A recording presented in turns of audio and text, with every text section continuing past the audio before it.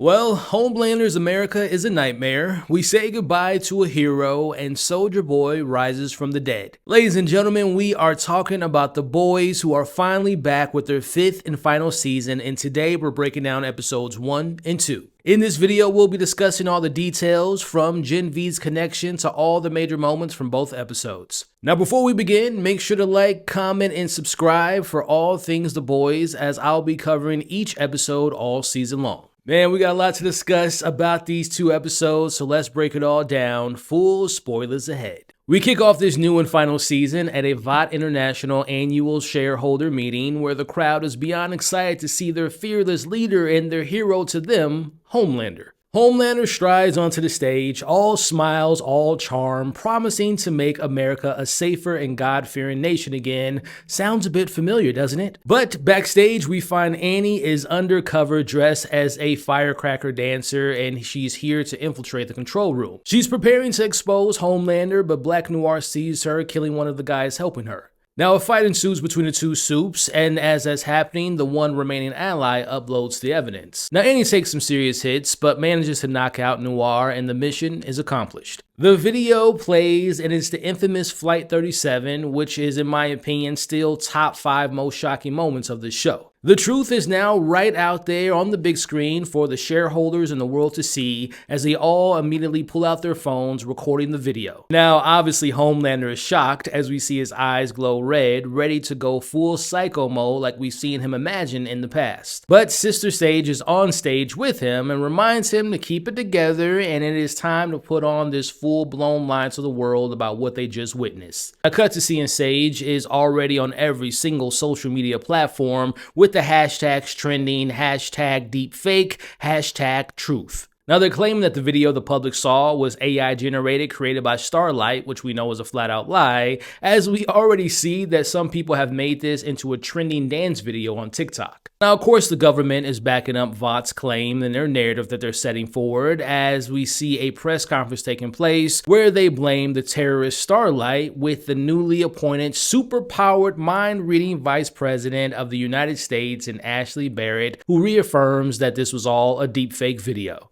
Now, as we'll talk about with this episode and episode 2, I am very curious on if Ashley is still secretly thinking about betraying Homelander based on almost leaving with A-Train to Florence in last season. We already noticed she took V after overhearing the Deep suggesting that she be the first one to go because she has all the dirt on the 7 and VOT, and now she has mind-reading abilities, but again, is this still 1 foot in, 1 foot out? Is she going to betray Homelander? Is she going to stay by his side as she is the vice president?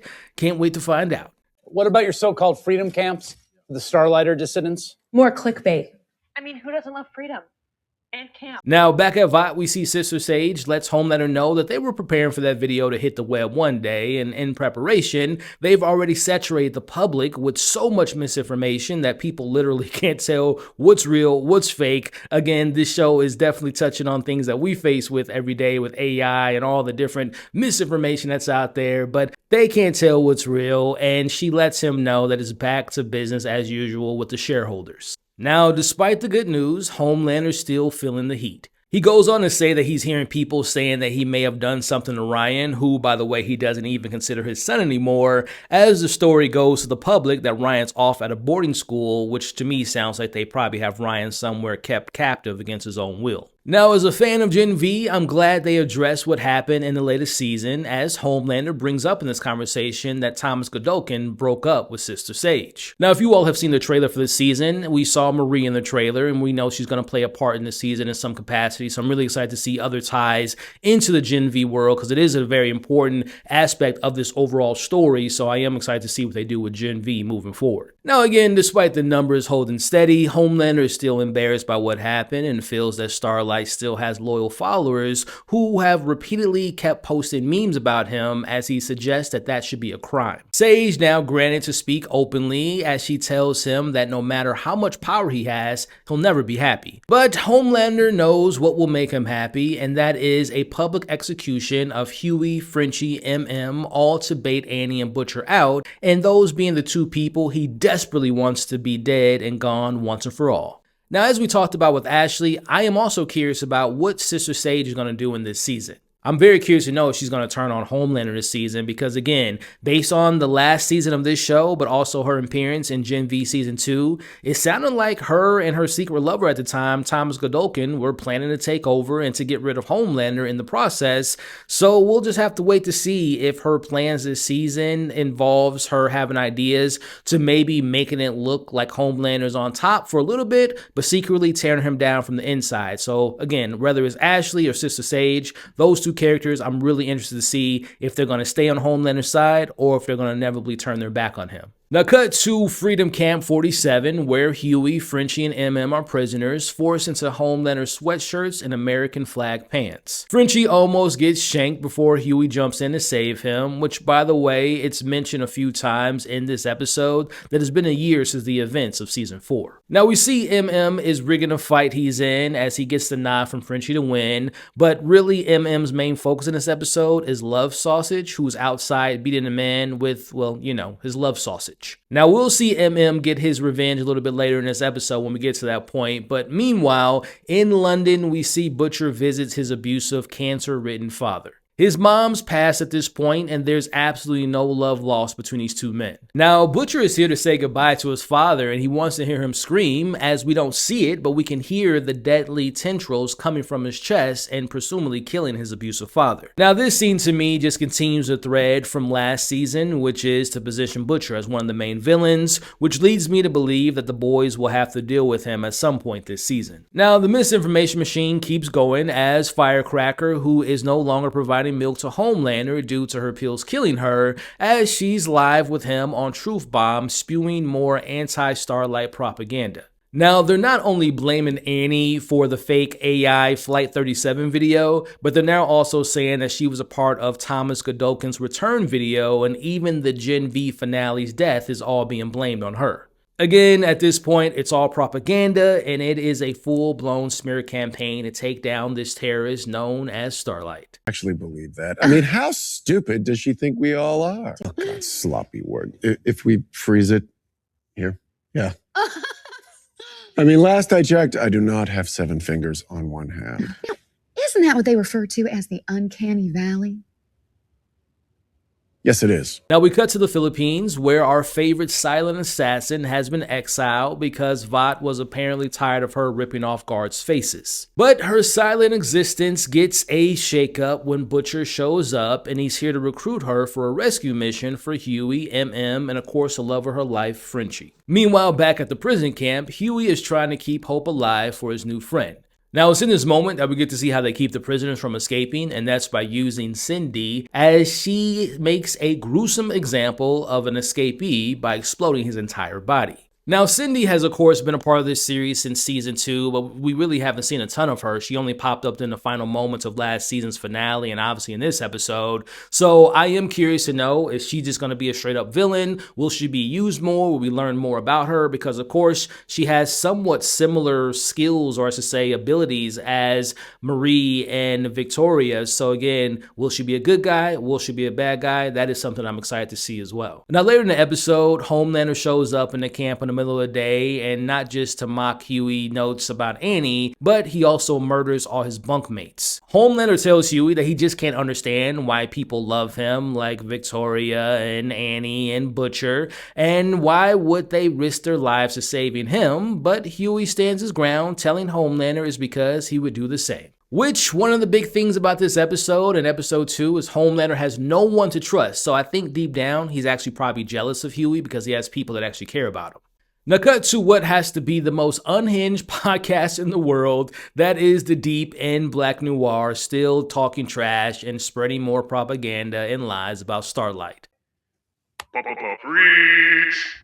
Yes, and you know what, as for Starlight's little AI video stunt she did, whatever that baby murdering 3 out of 10 thought she was gonna do, it didn't work. Now Annie's watching this podcast, but she's caught by even more surprise by Butcher and Kimiko arriving in her hideout spot. Now, to make it even more surprising is she finds out Kimiko is now fully talking thanks to a lot of speech therapy, regular therapy, and tons of TikTok videos. I'm not gonna lie, it was kind of jarring hearing Karen's actual voice in this episode. Of course, we've heard her talk in the show, like last year's finale. She had that one dream sequence where she talked, but we haven't seen her talk this much in the entire series in these first 2 episodes. So I am very interested to see her spreading her more thoughts and talking more in these TikTok terms this season, because she is one of my favorite characters of the show. Now, obviously, Butcher is aware that the execution is a trap, but he sees this as an opportunity to get back their best chance to killing Homelander, and that's by getting Frenchie, and that way he continued to perfecting the virus to kill the Supes. Now, meanwhile, the rest of the boys get the news about their leaked execution and get their plan in motion, knowing that this is to draw out Annie and to kill her. Now, over at Vought, Homelander just murdered Gavin, who was an ex-stage manager and was murdered because he liked a post about Starlight in the past. Now, Homelander has summoned Noir and the Deep into his suite, demanding answers. How did Annie escape the meeting? Why has it been about a year without finding A-Train or Butcher, as he threatens them both, clarifying that moving forward, failure is no longer an option. Now, after they leave, we see that Homelander has Soldier Boy in his suite, and we get more of this in episode 2, but I am very excited to see this father-son dynamic play out this season, because Soldier Boy is 100% one of my favorite new additions in the last few seasons of The Boys. Now, back to the ridiculousness going on at Vought as we meet Ashley's new fiance, Oh Father. Now, they're busy discussing how they met and their shared passion for getting rid of DEI because, as they put it, those letters are used to spell devil. Now, Sage interrupts his interview to give new orders from Homelander, as again, he wants to arrest anyone making derogatory comments about him and also who like Starlight and support the Starlighters, labeling them as cyber terrorists. Now, back to our break-in, the camp mission, we see Butcher recruits a new Supe, and he's a former Vought writer who eats dirt, and by doing so, he's able to create tunnels.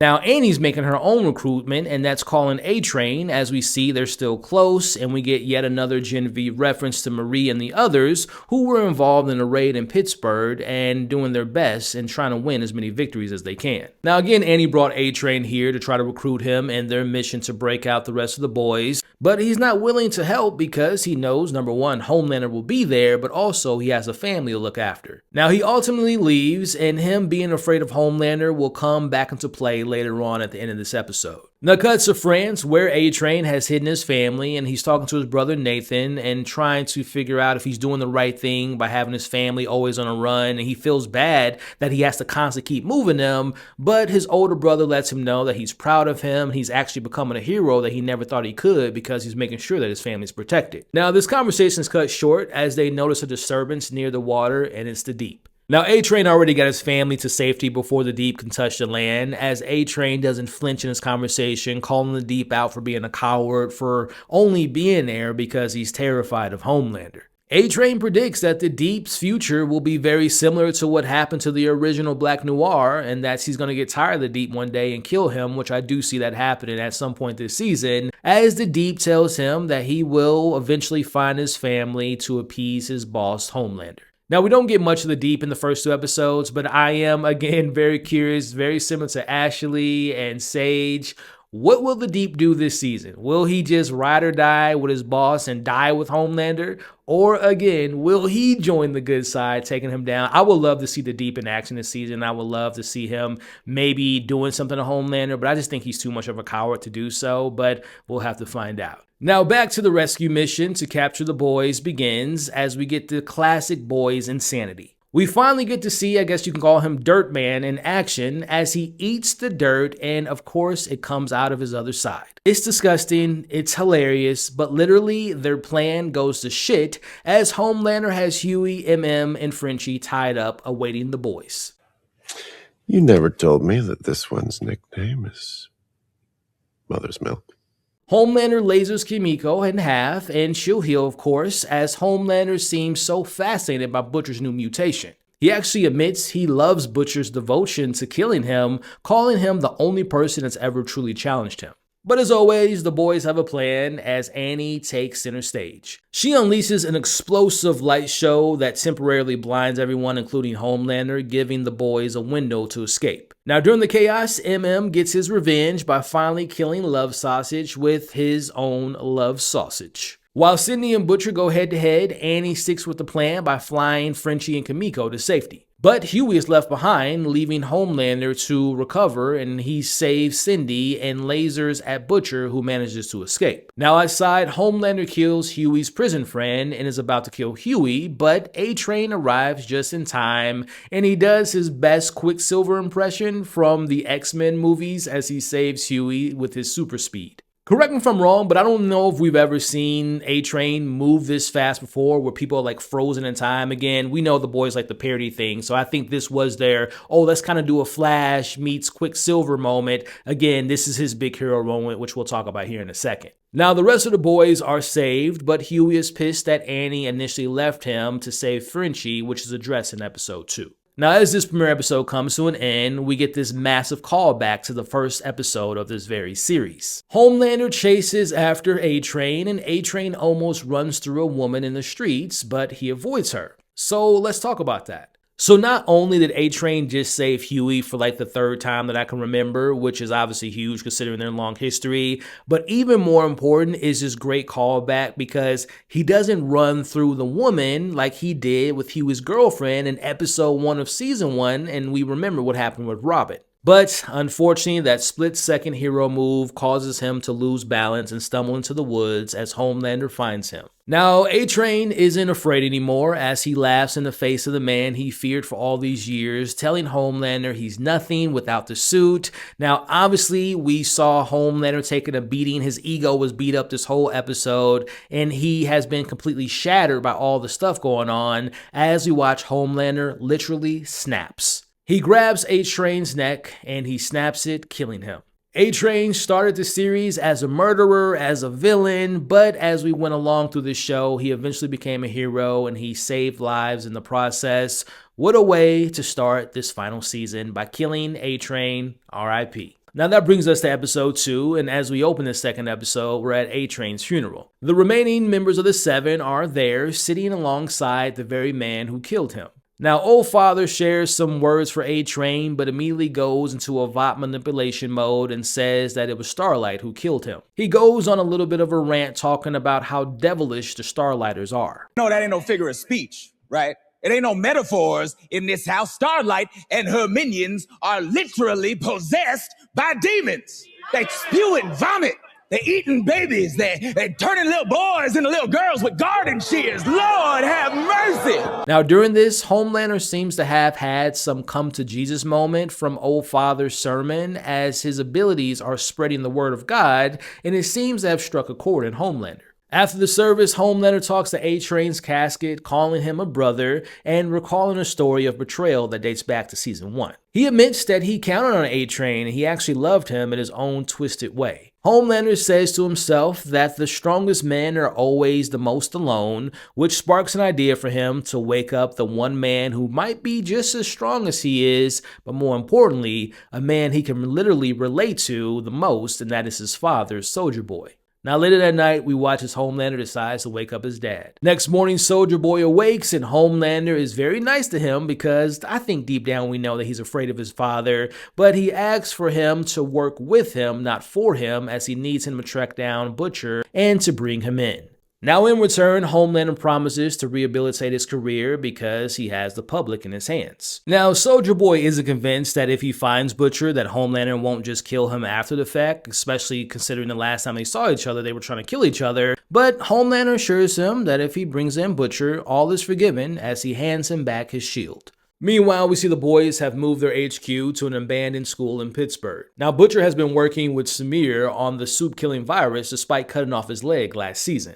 But here's the thing, Butcher has lied to him, telling him that Homelander killed Victoria and his daughter, and that's keeping him motivated. Now, the virus is apparently ready, but it's unpredictable. They don't know if it will just take out Homelander or if it'll be a full-blown airborne genocide for anyone with Compound V or even humans. Now, to test to see if this virus works on soups only, they pick their target by the name of Rock Hard, who's this 900+ pound Gen V soup who's been off the grid since a viral meltdown. Now, while the boys prep for their test run, the political landscape is shifting as the president has approved this Freedom to the Free Act, which basically gives Supes a get-out-of-jail-free card if they take in or arrest any Starlighters. But the boys have other problems going on right now, and that's what to do with Butcher and this virus. Now, this conversation kind of splits up the team. We have Huey and Kimiko think that Butcher has gone too far and want to put him down before the virus is set free. Meanwhile, we have Frenchie and Annie thinking that the risk is worth it if it means finally getting rid of Homelander. Now we watch as both couples have a long overdue heart-to-heart as Huey talks to Annie about ditching him to save Frenchie at the camp. He acknowledges that the past year has been tough and he can see that it's changed her and she had to do some questionable things for the greater good. Now, they ultimately make up by catching up on some physical contact for the past year. Now, similarly, we have Kimiko and Frenchie working through their issues as well. Frenchie admits that he only is helping with the virus to ensure that he can protect her, and if she's ever exposed to it again, he just wants to make sure that she can be safe. Now, ultimately, they also make up and have sex. Now, both couples are back on a solid ground, but in this world, that usually means a tragedy is right around the corner. So, my question is for you all in the comments, between these two couples, which one of these couples do you think will make it to the end? Or which one of these characters in general will you think make it to the end? Let me know your theories and your predictions in the comments below. Now, despite their differences with Butcher being a psycho-mutated killer now, the boys are officially back working together on their very first mission to test the virus on Rock Hard as they break into his house, but they find him in a very bad shape. Now, after his public meltdown, he truly let himself go and kind of looks like the gigantic fat vampire in the first Blade film, which makes kidnapping this pile of rocks virtually impossible. Now, they decide it will be best to test the virus on him in his basement, even though they could risk it spreading, but Rock Hard makes it even harder on them by holding his breath. Now, the plan begins where Butcher, Kimiko, and Huey head back to HQ to get the virus. Meanwhile, MM roams around the place. We have Frenchie sealing off the room while Annie dodges Rock Hard's other ability, which is the ability to spitting out lava out of his private part, which explains why he's gotten so big. Now, while they wait, Annie shares with Frenchie how she's felt guilty about various Starlight cells getting raided and, of course, the death of A-Train. This guilt that she now carries is why she doesn't care if the virus kills her or not. Now, while this conversation is happening, we see MM finds another suit by the name of Countless Crow who's upstairs, and Annie has really changed because Annie says now that she's seen their faces, she needs to suffer the same fate as Rock Hard. Now, admittedly, these back-to-back scenes kind of felt weird because we go from Annie being upset about Starlighters being captured and being killed and A-Train dying to her saying, well, I guess we need to kill this seamlessly harmless, innocent Supe now. Again, it was just kind of a bizarre character moment from her going to sympathizing with people dying for no reason to her wanting to kill this Supe for no reason as well. Meanwhile, we have Butcher, Kimiko, and Huey securing the virus from Samar, who tells them that the virus is extremely fragile, and if it breaks, again, it could possibly wipe out every Supe on Earth and possibly the humans as well. So, as they say, no pressure, right? Now, back at Vought with the Seven, we see Sage presents Homelander's orders to take down all 10,000 active known Starlight supporters in front of the president and the vice president, Ashley. Now, we see the president seems to be 100% on board and offers up military backup with the help of other Supes being involved, and they'll be tripling their freedom camps. Now, to answer my own question about Ashley's alliance and her intentions from episode 1 and what we can expect to see from her this season, we see that she reads the president's mind and she can tell that he's not all the way bought into this idea and this decision, so she kind of speaks up for a second but immediately is shot down by Sage. Now, in comes the real president with a new number 2 of the 7, and that is Soulja Boy, which will be official once he's found Butcher. Now, despite him being labeled as a traitor against America, the stand-in president is told to give Soulja Boy full pardon, no questions asked. Like father, like son, as we can see, Homelander really wants to impress his good old dad by ordering the same drink that he had the president make for him. He doesn't want any milk,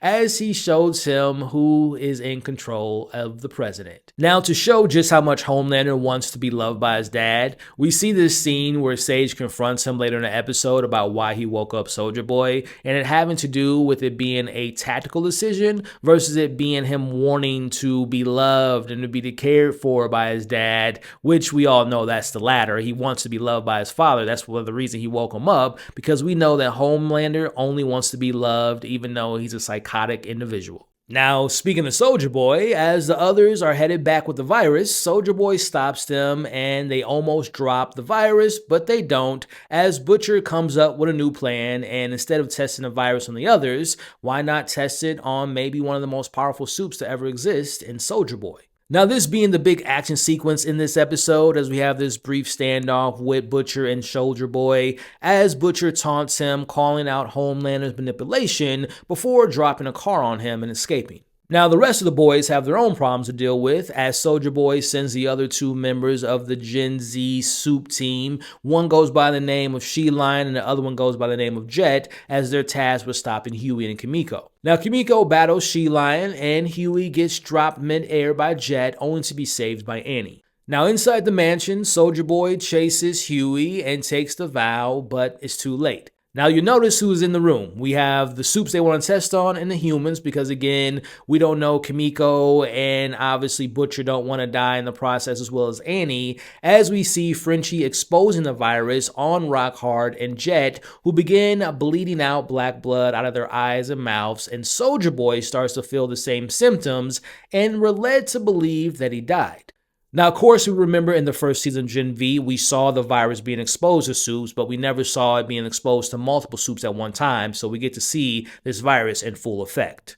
And it seems like it worked, at least for some of the soups. Now, we watch as the boys seal up the rest of the house to keep the virus contained, as again, it seems like the virus has worked. Now, we see that MM decided to let the Countess Crow go, a decision that might bite him in the ass later in the season, or maybe she'll come back at some point and return the favor by saving him. Back at Vought, we see Ashley openly talks to Sage about how terrible of an idea it is of rounding up Starlighters for social media posts. Ashley uses her mind-reading abilities to see if Gage will reason with her, and she begins talking about this being a bad idea and whatnot, but ultimately it doesn't work. Back in her truck, we see the extent of Ashley's powers, as she has a face tumor on the back of her head that speaks to her all the time, a very similar side effect to what we saw would happen with Butcher having a tumor, but again, hers is a head speaking on her head. We see her head tumor encourages her that she can do better and that she can make a change, but for now, Ashley ignores her literal inner voice inside of her head. We end this episode with Samir confirming that the humans are immune to the virus. Now that the virus works, we see Frenchie wants to run away with Kimiko, but she tells him they should stay because of the situation going on with the Starlighters, a bunch of innocent people being taken in and being split up from their families, and also this would be a way of saving these innocent people, of making up for all the sins they committed since the beginning of the show. Meanwhile, Huey and Annie make a pact to keep fighting, and Annie promises to not go evil like Butcher. Speaking of Butcher, we see that he still has a heart inside of him, as he still loves and takes care of his loyal dog, Terror. Now, with that being said, I do think if something does happen to his dog, that's where we'll see Butcher just completely go off the rails and there'll be no return to at least having some type of decency. Now, back at the mansion, they clean up the mess of the virus and the murdered soups. We see the Deep is almost lasered by Homelander for making fun of what happened to Soulja Boy, as Homelander quietly cries to himself about the death of his father, as he walks away saying that this always happened to him. Always the people that get closest to him that he cares for end up dying, as we see Soulja Boy slowly rises from the dead. So overall, as far as these first two episodes are concerned, I had a fun time with these episodes. They weren't anything mind-blowing like we've seen way crazier premieres, way crazier second episodes. But again, at least the tone is set in these first two episodes, right? We lose A-Train in the first episode. We lose Love Sausage in the first episode. We also see the virus is now working, which, speaking of the virus, does it work? I mean, I'm assuming that it didn't kill Soulja Boy because he's like a pure-blooded, he has like some of the strongest V that was ever created. And I think the other two just weren't as strong and they might not had like pure compound V in their system. So it's going to be really interesting to see how was it that Soldier Boy is alive? And also, I knew he wasn't going to die because, again, if you saw the trailer for the season, you see him in a scene with his fellow Supernatural co-stars, so I knew he wasn't going to die. But I am curious to know, like, again, does it have anything to do with the compound V in his system? Did he maybe lose his powers and he's just alive as a human now? So I am curious to see the extent on the virus. How can they make it more potent to make sure it can take out people like Soldier Boy, more importantly, take out someone like Homelander? So again, I thought these were some solid episodes overall. Again, nothing mind-blowing. It was sad to see A-Train go, and it was really interesting to see the fight sequence at the end of episode 2 and the virus at play. But I do hope that this season overall is much better than season 4, which in my humble opinion is the weakest season of the show. So I hope this season is able to balance the satire, the social commentary with the craziness, the diabolical nature of the show and having great character moments. But it's also safe to assume that we'll probably have to say goodbye to some of our favorite characters. I don't know about Frenchie and Kimiko and MM, and we'll see what happens with Annie and obviously Huey. Will they have to kill Butcher? Will he be the one that takes out Homelander? Will Homelander live? Will he die? Will he live without his powers? We'll have to find out and see what this season has in store for us.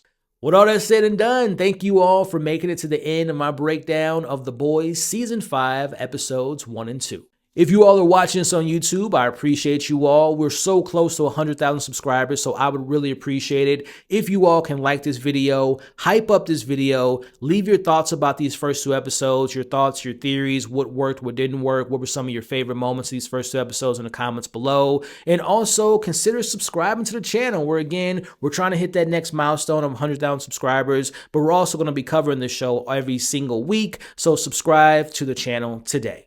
Now, for my podcast listeners out there, I appreciate you all just as much. If you all can do me a favor, let me know your thoughts in the comments, but also consider following and subscribing to the podcast. And I would love if you all can leave me a 5-star review. Alrighty, y'all, this is a week to remember because we not only got the first 2 episodes of The Boys, but we have the 6th episode of Invincible, which I have a review on that, and that was a crazy episode. We also have episode 4 of Daredevil, which I haven't been loving, but hopefully things go up from here. And we got so much more that we're covering, other movies, other shows making their return. So again, consider sticking around by subscribing to the channel. In the meantime, I thank you all for the support. Hope you all remember, you all are awesome. Stay safe, and I'll catch you all on the next breakdown.